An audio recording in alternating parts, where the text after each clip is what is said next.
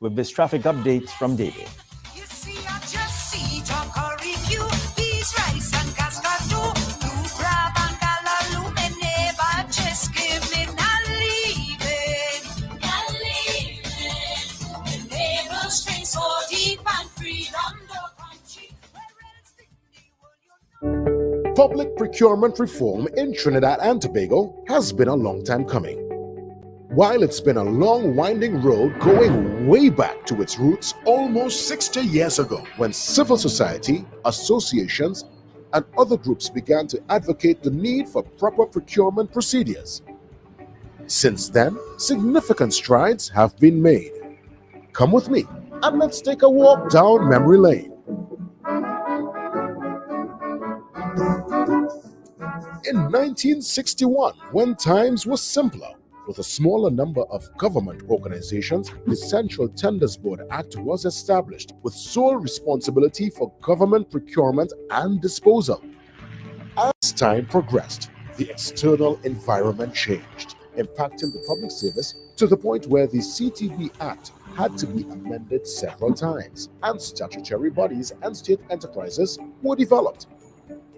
In 2005, the White Paper on Procurement Reform identified several weaknesses and limitations with the Trinidad and Tobago procurement regime, including CTB Act limited to the tendering phase of the procurement cycle, parallel procurement systems, procurement bypassing of CTB, limited human resources hampering effective monitoring.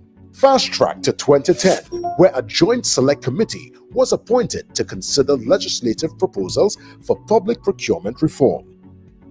In 2015, the Public Procurement and Disposal of Public Property Act was assented to and partially proclaimed, leading to the establishment of the OPR. From 2015 to 2017, significant input from the UNDP led to drafting a handbook and special guidelines as well as training public officers. Enter in 2018. The Procurement Board was appointed by the President of the Republic of TNT, where they immediately set out to develop the regulations to support the Act through stakeholder engagement and consultations. Today, we are proud to be the pioneers of good governance in procurement, retention, and disposal of public property as we stand upon our core values: integrity, transparency, accountability, and value for money. We are committed to be a corrupt-free Trinidad and Tobago, as our vision to be the catalyst for transformation through best practice in procurement, retention, and disposal of public property is realized.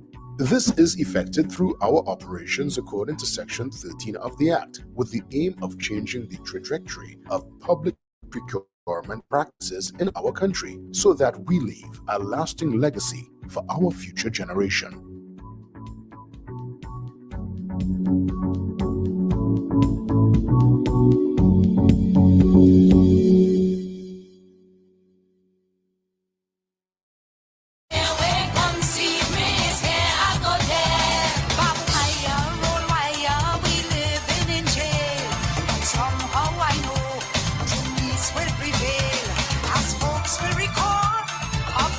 All right, welcome back. So at least 19 children died in a horrific school dormitory fire in Guyana, which has shocked the nation and led to its president to declare 3 days of national mourning.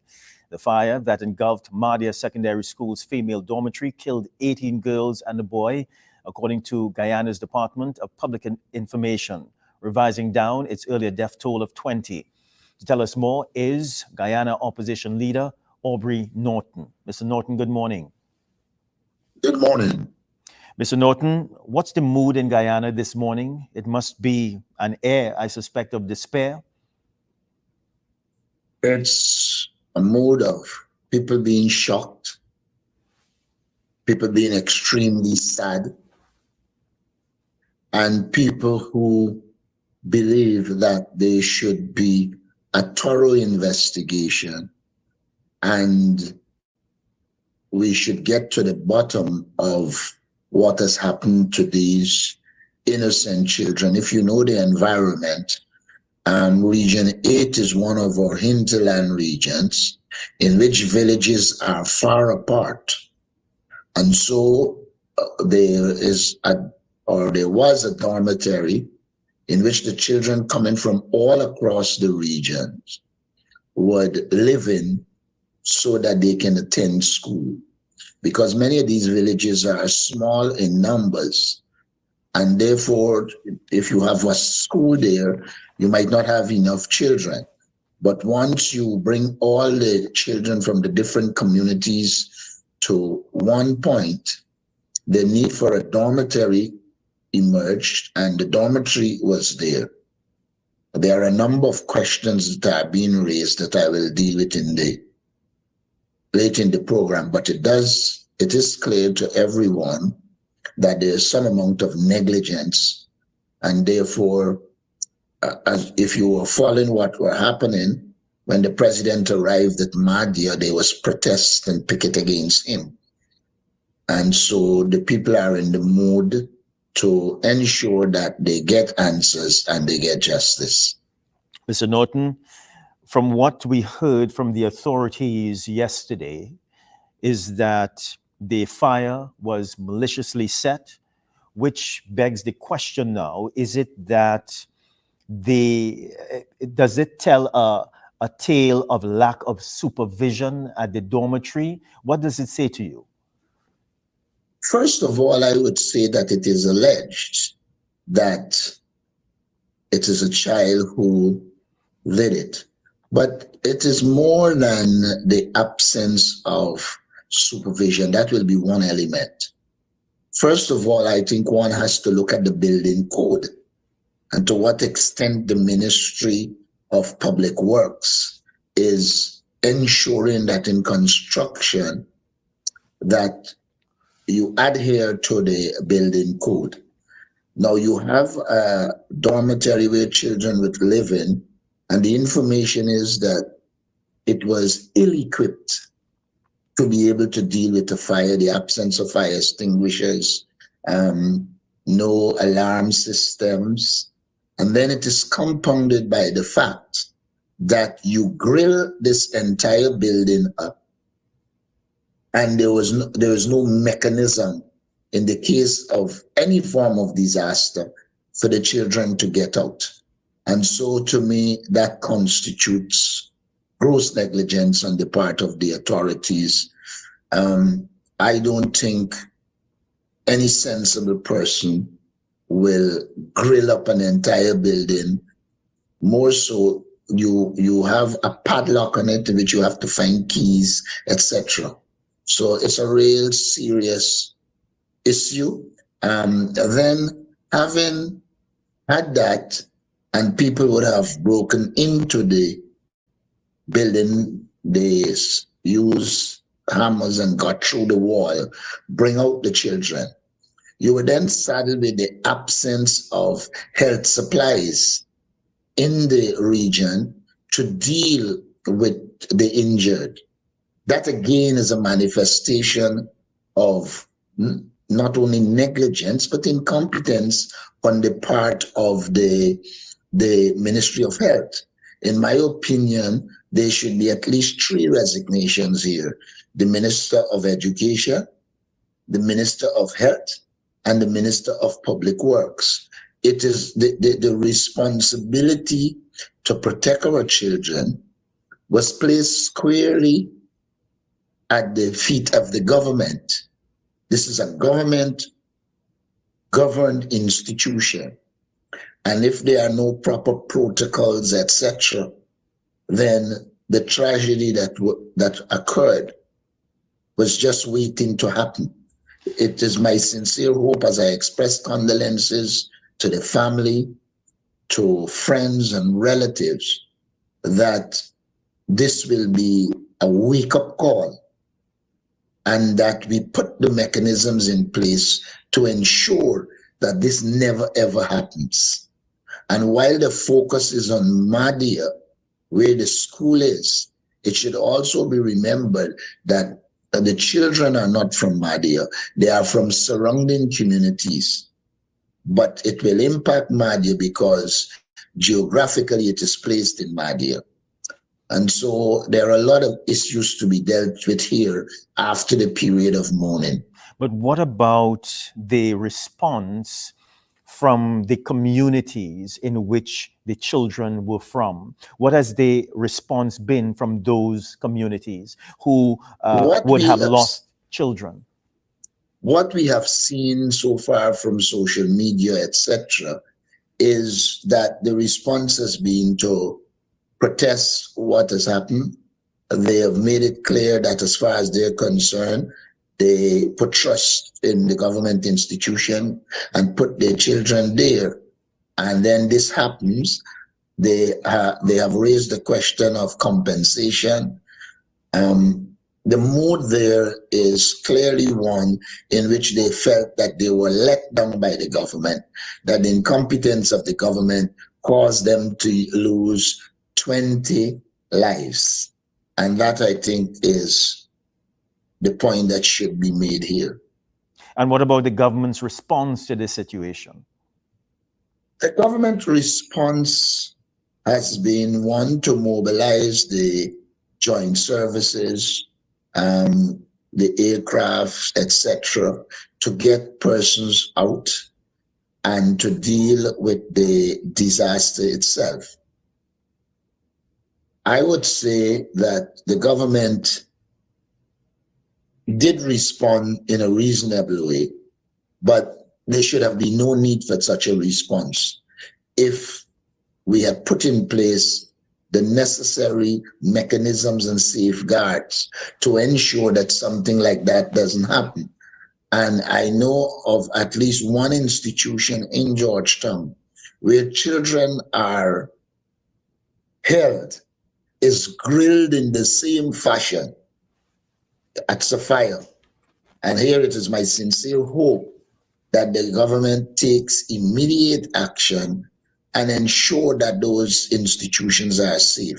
If one accepts that a community like Madhya, at a time when Guyana has oil resources, and we have been very critical of the government putting a lot of the resources into big infrastructure in terms of building buildings, etc. But what this suggests is that a critical area that needs to be beefed up is the fire service. When one thinks about it, a large community like Madhya has one fire tenant. That in itself is an indication that there isn't a focus on the safety and well-being of our people. Mr. Norton, in your assessment, what do the relatives of the victims need? What they need? First of all, they need reassurance that there'll be a proper investigation. Secondly, they need reassurance that those found to be responsible are dealt with by the law. And then they need to be reassured that moving forward, the environment for their children and all children in the country will be improved, and that you kind of obviate or remove the risk of this recurring. At the more individual level, because of the distance apart, etc., they will need the support of the government to get the bodies back to their communities. But I sense in this kind of environment where they were completely burnt, you will have to be able to have the capacity to identify who is who, so that the parents can obtain the remains of their children and be reassured that it is that of his or her child. And it was worrying because we saw, I think, the Prime Minister and others without any form of gear that is necessary on the site, which might have very well compromised the integrity of the crime scene. I think it should have been treated as a potential crime scene, and therefore no one should have been on the premises, etc., so that the process of investigating, etc., isn't affected by the presence of people who should not have been there. And so I think in general terms, what the parents would want, what the community would want is an open process in which there is investigation, there is accountability, and those found culpable dealt with in keeping in the law. Mr. Norton, the government of Trinidad and Tobago has promised to assist Guyana in this respect. But to Guyanese nationals who are living in Trinidad and Tobago and who may be viewing this interview this morning, what role can they play in assisting Guyana through this difficult time? Well, they can play a number of roles. They can be one of the voices of conscious, holding the government accountable. This issue should not be politicized. It should be dealt with in an objective manner, and they can play the role of ensuring that happens. Then they might have the expertise that is needed to do the kind of forensic work that is necessary. And in that regard, they can play a role. They can also provide support to the family, material and other forms of support. And there will be those who have skills in psychology and social work. There are a lot of persons who will need counseling at this stage. And in many regards where Guyanese in the diaspora can help, they should help. So I would think that there is a role for Guyanese in Trinidad and in the diaspora generally to ensure that this matter is handled as a disaster of national proportion. It is my sincere view that it should not be politicized, that we should get to the bottom of it. And in getting it to the bottom of it, it should be done in a way that the findings are acceptable by all the people of Guyana, including those in the diaspora. Is there also a role for the opposition to play in this matter? The opposition has been playing its role. If you know how Guyana is structured, we are opposition nationally. But in the region, in Madia, it is our political party that won the elections there. And so the mayor and deputy mayor there are from the APNU AFC. And they were involved in giving leadership, being on the ground, and ensuring they provide accurate information, ensure they engage families, etc. So the opposition began very early to be involved. In fact, my understanding is they were involved in mobilizing the people who actually went to help break into the place and get some of the people out in the best way they can. We know for now that they had to break a hole in the wall and people came out through there. As leader of the opposition, I'm heading in the area tomorrow. In fact, I'd hope that we could have been there from the minute we heard about it. But a lot of the aircrafts had to be utilized for evacuating people, etc.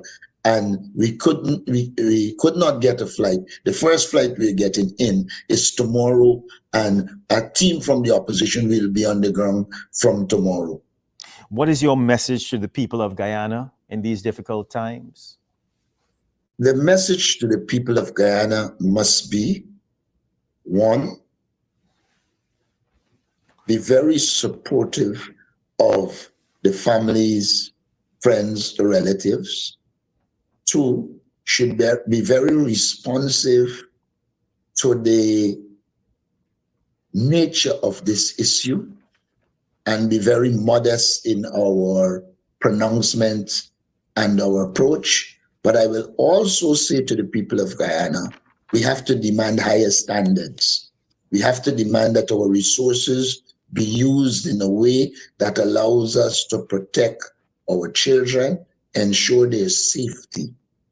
And so, again, I will make the call for all Guyanese to hold those responsible accountable so that in the final analysis, we get to the bottom of the issue, and whatever results we come up with should be credible and acceptable to all Guyanese. This is a national disaster in some regard.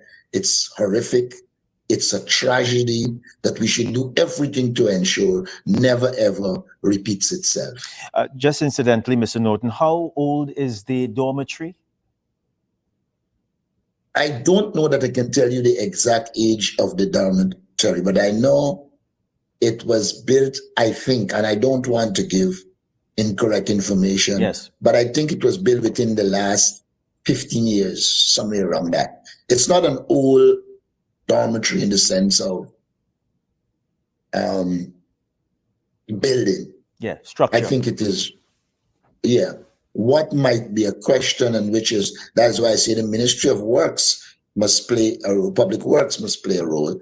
I think we need to have well-established standards for dormitories so that people are guaranteed that they are safe in this environment. And that is why I said the minister and the Ministry of Public Works should be held accountable when it comes to the building code and the building standards when it comes to these buildings. Because unfortunately, in Guyana, a lot of times the people that are chosen to do these contracts, etc., are not people qualified to do it. Yeah. Mr. Aubrey Norton, Guyana opposition leader, thank you very much for speaking with us this morning, sir. Thanks for having me, and you are welcome anytime to engage. Thank you very much. Wish you all the best. Thanks. And all the Guyanese, we wish you all the best. All right. So we are going to a very short break. We do have these headlines for you.